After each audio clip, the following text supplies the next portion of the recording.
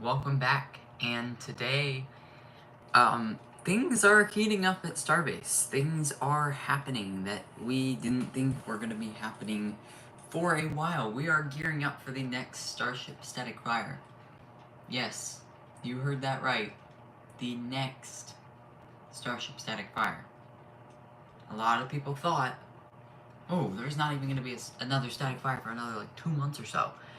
Well, Starbase being, or SpaceX being SpaceX, they're improvising, so to say. They are sending they are putting a ship on the orbital launch mount and, static firing it on the orbital launch mount. I will show you guys with, my little, 1/100th scale tower model. Yes, I do have a Block 2 booster.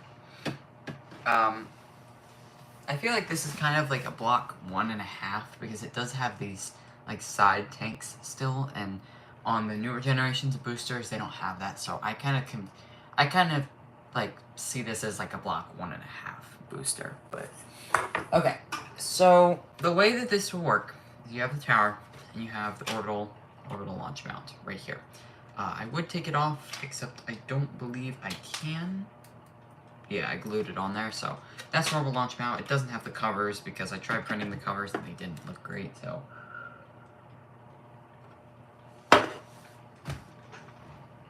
Okay, so let's say that this is the new static, or the transport stand. It's basically going to go into the orbital launch mount like this. Not slanted like that, but sort of like this. I'm actually gonna snap off these last two, or these last four, pieces, so that I can attempt to try and, make it fit on the orbital launch mount that I have, like I think it's going to look. So, of course, the ship transport stand that they're using, it does still have the legs, so this is not fully accurate. A lot of people thought that they were going to tear the legs off of the static fire stand and make it so that it was just the ring transport stand, almost like the ring transport stand of for the booster. Like, there's that one stand that doesn't have legs, and it's just the it looks like a booster transport stand, except it just has the legs and doesn't look like a full transport stand. I'm pretty sure it is, but it doesn't look like it. So, yeah. So things are ramping up very, very, very fast at Starbase. They are putting a new adapter on top of the booster quick disconnect, so that they can static fire ships and fuel them, because as a lot of people know, the interfaces of the booster quick disconnect and the ship QD ports are not interchangeable. So it would be really nice if the booster QD ports and the ship QD ports were all interchangeable. That would have been something very useful, but unfortunately that's not how it is. So I'm just going to say that that's a bummer that they are not interchangeable, because this whole process of them having to make an adapter for the booster quick disconnect for the ship would be about 10 times easier if they were interchangeable, but that's not how SpaceX works. So yeah. Apparently they just don't like making things interchangeable. I mean, they don't want to make this Pad 2's launch mount interchangeable, and they don't want to make the quick disconnect systems interchangeable, which I could understand why they don't want to make it interchangeable, especially for Pad B or Pad 2, because they are there's 2 quick disconnects instead of just the one that Pad 1 has. So I don't really know. I don't understand it a whole lot, but whatever. So, okay, so I have the stand, or what I'm gonna call a ring stand, the improvised static fire stand. If I can, I wish I had a thing that I could just like clip it into the thing.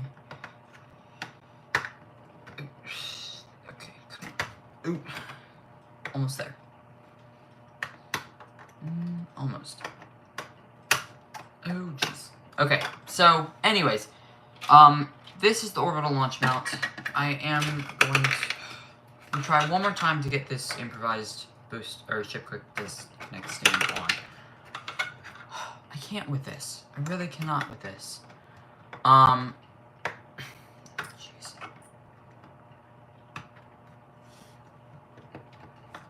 Oh, okay, well, I almost got it. I think it's good enough. Okay, so now for the ship. What did I do with my Block 2 ships? That is a really good question of what I do with them.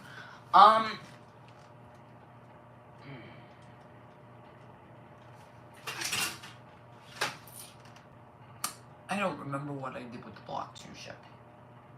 Well, guess we're just gonna have to use a Block 1 ship, which is fine. I mean, unless I use this gold one, should I use this gold one? I mean, I don't know if it matters, but should I use it? I mean, it doesn't have aft flaps, so we'll just use this gold one for now, and then to represent the aft flaps and stuff, we'll just use a Block 1 ship afterwards. So, starting off, stupid ship transfer state. Okay, hold on. Let me take my handy dandy snips, and I'm going to cut out a little bit of the OLM to see if I can get it to fit. So let me see.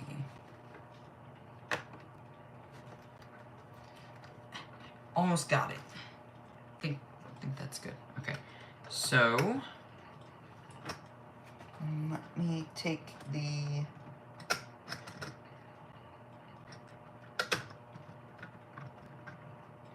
good old. I mean, I guess this does kind of represent Ship 37, even though Ship 37, I believe now, has its aft flaps and forward flaps. I mean, I hope. If it doesn't have aft flaps and forward flaps, then I don't know what SpaceX is doing. I mean, unless they're testing a tank. Well, no, they wouldn't test a tanker design. That'd be stupid of them. But let me know if you can hear me okay. I do feel like I'm talking a little quiet. I think I am going to turn the lights on in a second. Oof. Yeah, I'm going to turn the lights on. Okay, that's better. Alright, so close. But I can't. Just. Alright. Well, it's kind of slanted, but it's good enough for now. Okay, so this is your pad. Let me actually try and put it up there. Oh yeah, that's really slanted. That's fine. It's not falling, so let's see if I can just. Oh. Okay, that's good enough. That looks very weird, the way that it's kind of just sitting there. Okay, so here is the ship orbital launch mount sort of configuration. So you can imagine the booster quick disconnect here, and then an adapter there, and then once it fires, it just, and then it just shoots off and stuff. So, I think, personally, what they're going to do for the deluge system, I think that it's only 6 engines. It's 3 sea levels and 3 vacuums. I really don't think that there's going to be that much. I don't think that there's going to be that much with. I can't think of the wording. I don't think there's going to be that much, like, I don't think the Deluge is going to be fully open. Like, I don't think they're going to shoot their entire tank Deluge out. I think they're just going to do maybe half pressurized and maybe half the tank and just so. Because the whole point of the Deluge was for 33 sea level engines, and it's only using 6 of them, so, and considering the fact it's only using 3 sea levels, so I think they're barely gonna turn on the Deluge, because it's not gonna matter that much. They're still gonna turn it on, but I don't think they're gonna use it that much. So that is the Block 2 ship, and then you got Block Uno. If I can just...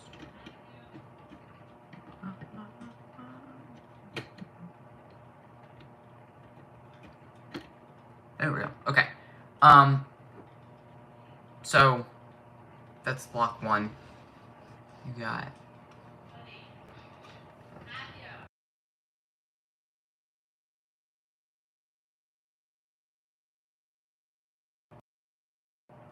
Sorry about that. Okay. So, I mean... Yeah, that's basically the gist of things. So, not much else, with the whole static firing thing. They're gonna static fire the ship, and then they're gonna take the ship off, they're gonna take out the adapter,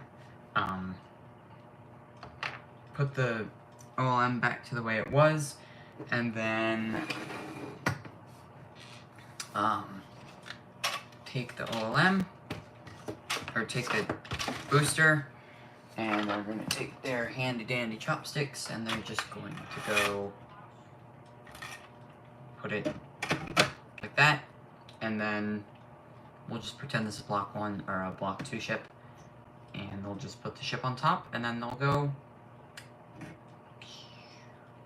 and then so on and so forth. So, I think realistically, the SpaceX LR-11,000 crane is currently, during NSF's Raptor side today on Starbase Live, the SpaceX LR-11,000 crane rolled over to Pad A, or Pad 1. I don't really care what it's called. I'm going to call it Pad 1 just because that's how SpaceX calls it. Pad 1 is... or it's currently at Pad 1, so, yeah, it's currently at Pad 1, and so, once it's prepared, I think, realistically, we could realistically have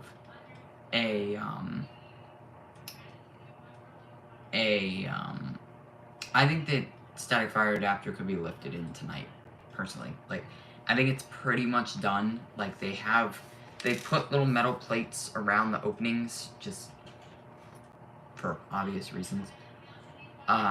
So I think that there's not going to be very much...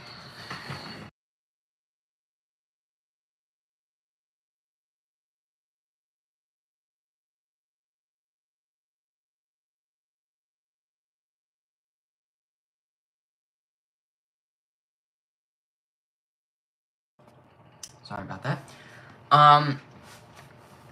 So, yeah, I mean, I realistically think that the static fire adapter could be lifted in tonight, and then static fire, realistically, I would say probably in the next week or 2.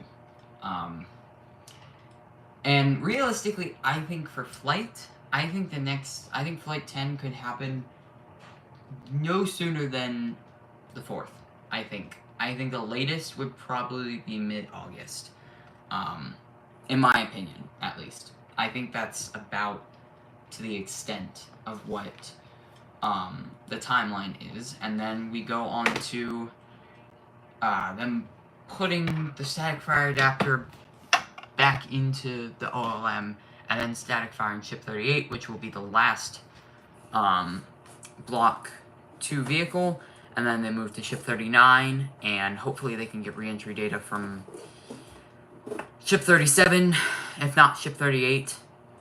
I hope Ship 37, because they kind of got re-entry data from Ship 35, but not very much. So, I think realistically, personally, I think that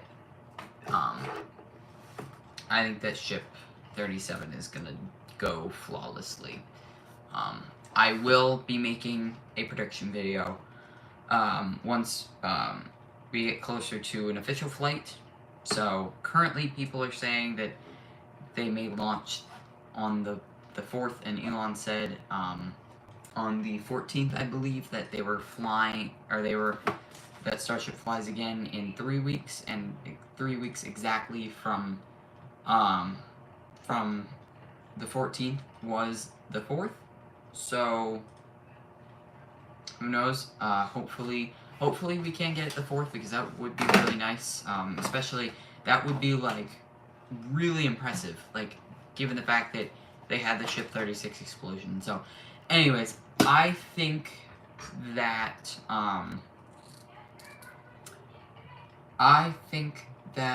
Flight 10 will go very well. I mean, that's not the point of this video. The point of this video is to talk about what's going on at Starbase. So, really quickly, just a little insert in here. Thanks again to vidIQ for sponsoring this channel. It is very much appreciated. Always from vidIQ.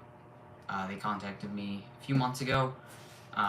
Well, I contacted them, and then they contacted me back and asked. And I asked, so, yeah, thanks to vidIQ for being a channel sponsor. So, realistically, what do we think Flight 11 vehicles are? We're briefly going to talk about this. I think the flight vehicles for Flight 11 will be Ship 38, obviously, because I don't think they're going to skip Ship 38 unless they really don't want to do, like, unless they get so much re-entry data from Ship 37 and just other data from Ship 37, they're like, oh, we don't even need Ship 38, we're just going straight to Block 3. I highly doubt it, but that is a possibility. And at the end of the day, it's not a big deal if they skip Ship 38, because Block 2 has not had a great track record this year. So, here's to 2026, and hopefully that's better. So, yeah. I think they have a better chance of flying Booster 17 than they do with flying Booster 15 for a second time. I feel like, yes, they have had a lot more time with Booster 15, considering it flew in March, and so you got April, May, June, July, August, and then if the earliest that Flight 11 could happen could be early to maybe mid-September, so that's August, almost September, so March, April, May, no, because they flew at the beginning of March, so March, April, May, June, July, August, so they've had about 6 months to work on Booster 15, whereas with Booster 14, they had, because they launched in, what did they launch in, early June? No! May 27th. They had, so it flew in January, so they had January, wait, was it early? No, it was like mid-January. So February, March, April, May. So they had 3 months. That is 4 months, not 3 months. 4 months with Booster 14. They've had 6 months with Booster 15. But I have a very slight feeling that they're not going to go for the reuse, and they're just going to, well, I'm not sure, because I could have seen them doing this. I could have seen them, if Ship 36 didn't blow up, we would have had Flight 10. Honestly, if Ship 36 wouldn't have blown up, we probably would have had Flight 10 by now, and we wouldn't have been talking about Flight 11 at this point, and we probably would have already gotten a flight date for Flight 11. So, if not Flight 11 happening in like a week or so, but so I would say that if Ship 36 didn't blow up, that booster 16 would have flown on Flight 10. It probably would have gotten caught. And then probably either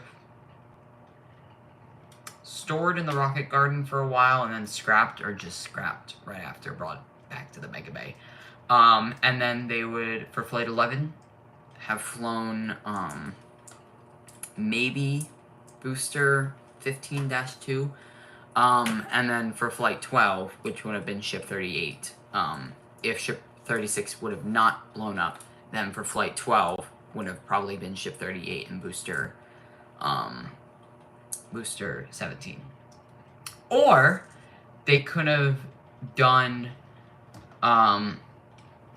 booster 16 and Ship 36, and then Ship 17, booster 17 and Ship 37, and then they could have done booster 15-2 with Ship 38. So, yeah. But I think what they're gonna do is, if booster 17 does fly, I think they're just gonna expend it. Like, honestly, they have no reason to catch it, personally. I don't think they have a reason to catch it. Like, I mean, I really don't think that they have a reason to catch the booster, because as soon as as soon as Flight 11 launches, or as soon as Flight 11 is over, they're basically just gonna scrap Pad A. Like, well, they're not gonna scrap it. They're going to shut it down. Like, they're basically just going to take out the orbital launch mount and start building a new one. Because everybody knows that as soon as Block 2 boosters are down, that's it for the old Pad A, or the old Pad 1, and they're moving into a Pad 2 style Pad 1. So I think they're still gonna call it Pad 1. I highly doubt that they're gonna call it Pad 3, because it's the same tower. They may call it Tower 1, but then Pad 3. Like, they could call it, so you got Tower 1, and then you got Tower 2, which would be that one back there, and then you have Tower 3, which is the one in Cape Canaveral, or not Cape Canaveral, Kennedy Space Center. Speaking of Kennedy Space Center, that is where I'm going on the 20th, so I will be posting about that, hopefully, if I get the chance. But then you have the stuff in Kennedy Space Center. So I could see them doing, like, after they refurbish the pad and make it like a Pad 2 style, they have Tower 1, but then Pad 3, and then you have Tower 2 with Pad 2, and then I think they're just gonna call that Tower 39A.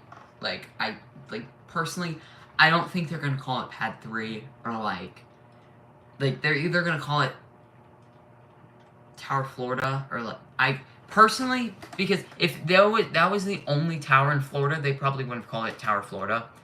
Like, for example, if the first tower was the only tower at Starbase, they wouldn't have called that Tower Starbase, and then Tower Florida. But I'm pretty sure, not pretty sure, there's patents, they're not patents, but like environmental assessments and stuff, they're putting more pads. That's why they demolished LC-37 where the Delta rockets were. So I think that, personally, I think they're gonna keep calling it Pad 1, but I could so see SpaceX just saying, "Oh, this is Pad 3 now," because this is the third, like, type of pad, or not type of pad, but like third pad that we've built or refurbished or stuff. So after Flight 11 launches, they're going to basically demolish the old pad, take out the components of the old water deluge system. Hopefully that should minimize a little bit of the digging, because that was a long process when building. Like, the longest process was probably either the tower or the actual flame trench. Like, it was so incredibly long with that pad, but most of it was the digging of the actual flame trench. So I think the fact that they have the old deluge system, and they're gonna dig that up, like, honestly, that's just free digging. Like, they've already dug up half that stuff. So anyways, so I think that after Flight 11, they're going to shut down Pad A, they're going to tear down Pad A, dig up the old deluge system, and just put in a Pad 2, basically. And then, with the flights onwards, until Pad A has been fully refurbished and is ready for Block 3, because if you haven't been following along, Pad 3... See, this is what happens when I rant on about stuff. Pad B, Pad 2, is the only pad that can support the Block 3 boosters. Yes. Pad 2 is the only pad that can support Block 3 boosters.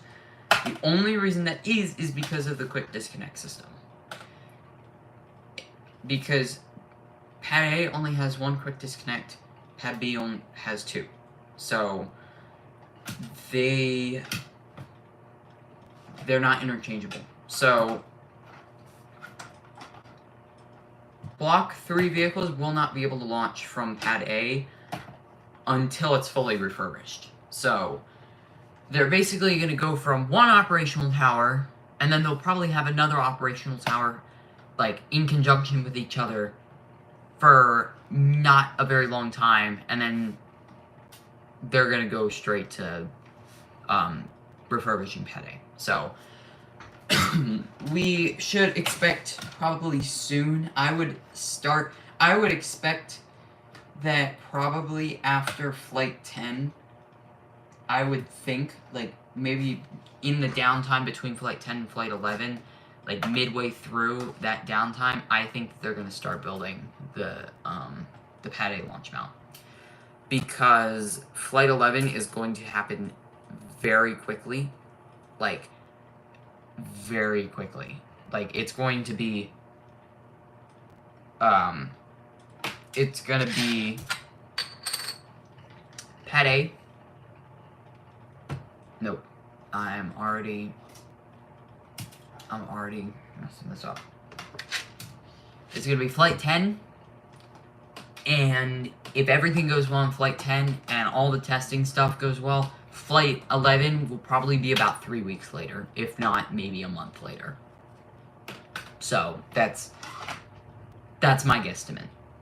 So, I mean, things are happening at Starbase. Things are heating up. I would expect they're probably going to start... They already have the deflector cap for either the Florida launch site or this one here. I would have to guess that it's probably... Honestly, if I'm being completely honest, it's probably for Florida.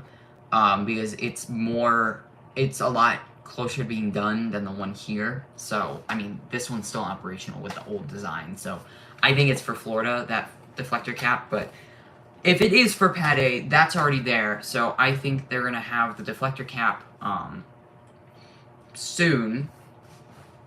Or a second one soon. And then they'll have both flame buckets. They'll be working on those. And then the orbital launch mount, we'll start seeing that going up again. So, or them building another one. So, yeah, things are heating up around Starbase, and the community is very excited for Flight 10. I know I am very excited for Flight 10. Like, if it happens August 4th, that's great, because school starts for me the 11th of August. So if it happens the 4th, that will be great. I think I just said the 10th because I'm very tired, but if it happens on the 4th, then that will be phenomenal. Like, that will be great. So, I do have two things I do want to show you guys just before I end the stream. This one was relatively short compared to my other ones, but first one is, I didn't show this because I recorded a video and never edited it I never edited it, and never posted it. But I have been working on a 1 and 50th scale Starship model, and there it is. So this is what I'm dubbing the space exploration Starship 150th scale model. This model is about 8 feet tall. My roof is about 8 feet tall, and there is about that much space between. So that is what that is. And the other thing I would like to show you guys is this thing right here that I got my hands on. This is the forward section of the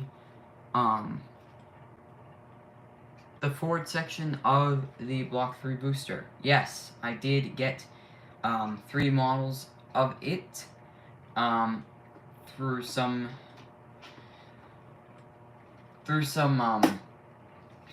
convincing guy on X.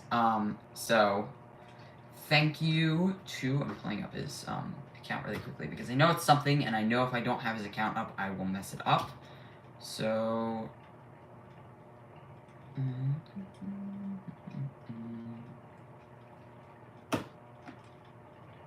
taking me a second to find it. Oh. Well, there goes one of the grid fins. Give me 2 minutes. Let me just. I do have an extra set of grid fins somewhere, I think. Yeah, there they are. I always have them because these things are really, really fragile, so I always have extras just in case they break. So I'm just going to take out the old one and put in a new grid fin. These aren't the official grid fins that the guy sent me. These are just some of the ones that I've had that conveniently do fit inside of the grid fin slots. So thank you to Jack Gone Lol on X. His official username or tag is, if I can pull it up, jeez, at JackieWacky_3 on X. He is a very good 3D modeler, and I've been in contact with him for a while getting these the models, so thank you to him for sending me the forward section. I did also get the mid section, or the methane tank. No, the liquid oxygen tank. The only part I don't have is the section right under this, which is the upper methane tank. So if I do get that, I will let you guys know, but as of right now, I do not have that section of the booster. The other parts I have are the liquid oxygen tank. I don't have the engine section either.